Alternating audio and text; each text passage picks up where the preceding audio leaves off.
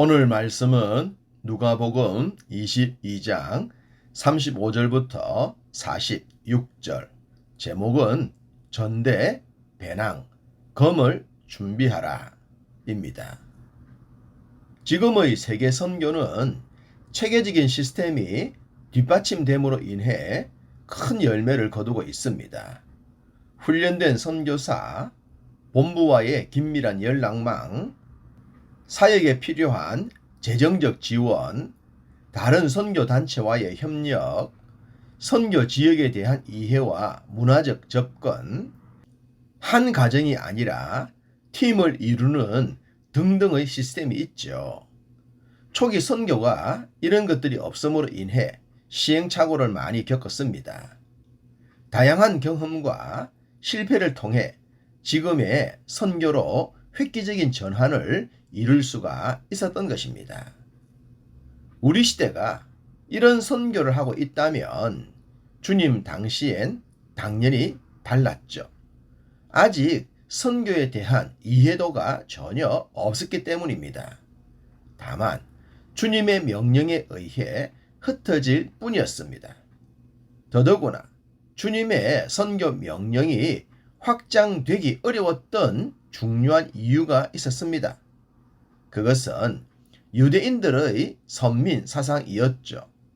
유대인들은 자신들만 선택을 받았고 자신들만 의인이요, 자신들만 구원을 받는다고 확신했습니다.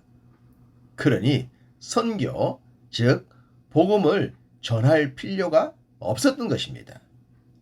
그런 왜곡된 사고에 붙들렸었기 때문에 선교가 쉽지 않았던 것입니다.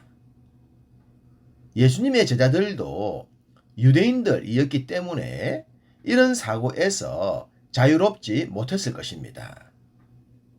그렇기 때문에 사도행전에 이방인에게 복음 전하는 것을 유대인 성도들이 먼저 시비 거는 장면도 나타납니다.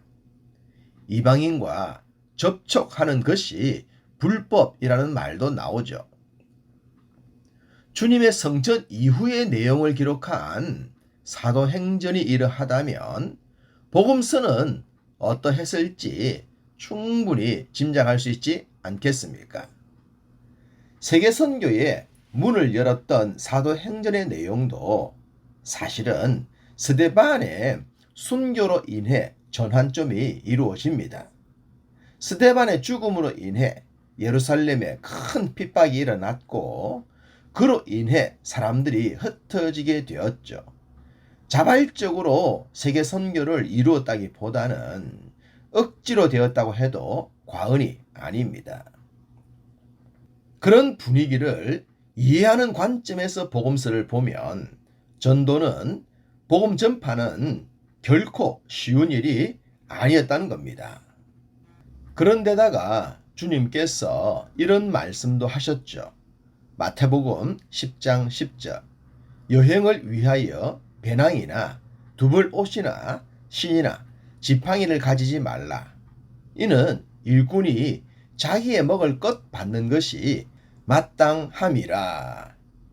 여기서 여행이라고 했지만 그 앞에 나오는 말씀을 보면 가면서 전파하여 이르되 라고 했습니다.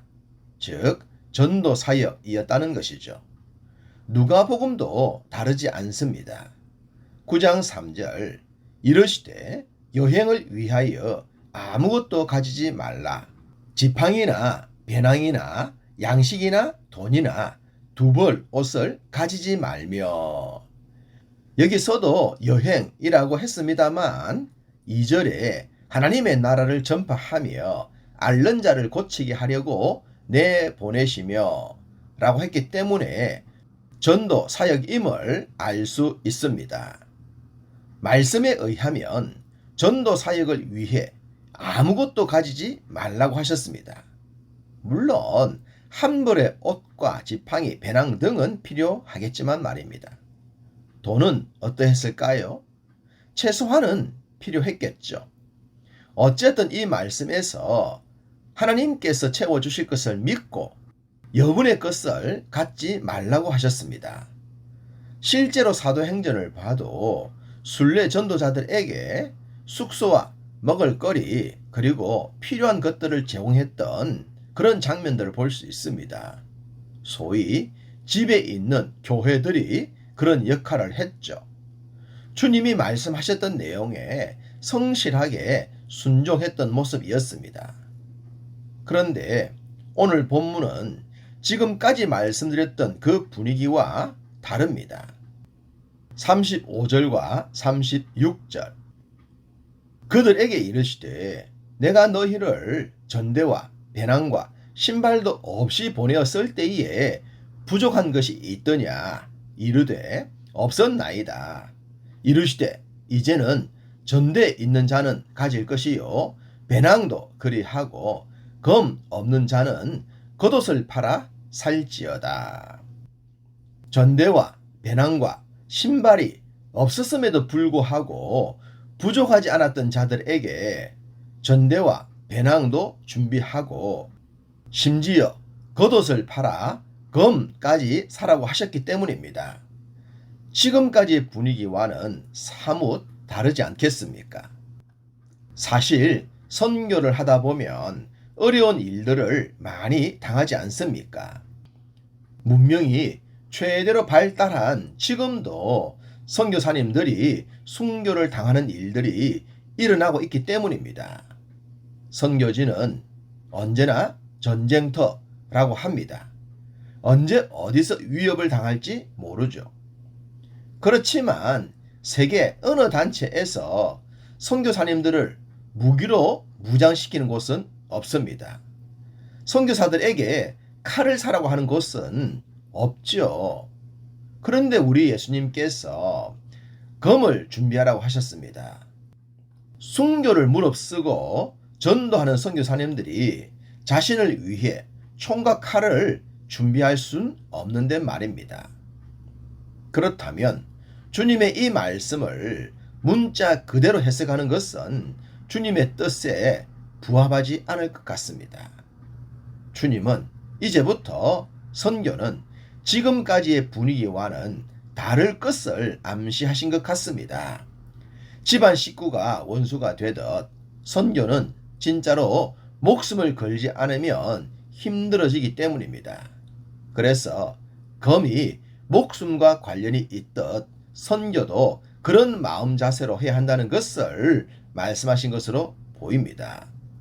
정말로 쉽지 않은 영적인 전투를 위해 특별하게 준비하라는 엄중한 말씀으로 보면 되겠습니다.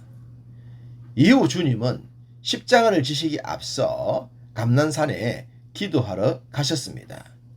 39절 예수께서 나가사 습관을 따라 감난산에 가심에 제자들도 따라갔더니 영적인 습관도 믿음 생활엔 중요한 요소가 됩니다. 주일 예배, 성경 읽기, 섬김과 봉사, 예물 드리는 것, 그 외 다양한 신앙생활의 모습들은 반복을 통해 습관처럼 되지 않겠습니까? 여기서 습관이란 자연스러운 행동으로 보면 되겠습니다.